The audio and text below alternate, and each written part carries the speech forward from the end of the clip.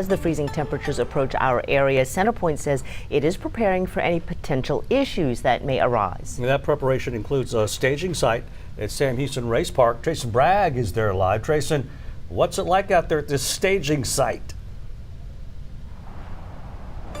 Well, I'll tell you, it's starting to get a little bit chilly out here, but this is one of two staging sites for CenterPoint. And take a look behind me. You can see the crews have already started showing up here. So have resources ahead of the freezing temperatures.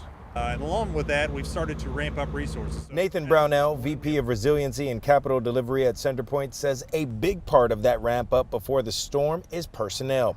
He says 3,300 staffers are working 16-hour shifts preparing for whatever the weekend may bring. They're working out in the field today, getting preparation, so they're going to inspect our critical infrastructure like our substations, make sure the heaters are working so we don't have issues with the cold or the ice. 300 workers will be housed here at the Sam Houston Race Park, along with loads of resources to respond to any issues that arise.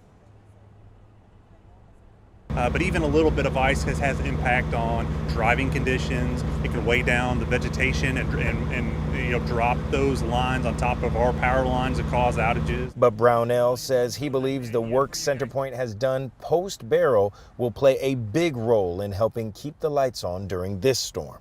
We've added air spoilers onto our lines to help prevent slacking. So as icing events happen, it makes the transmission lines more hardened.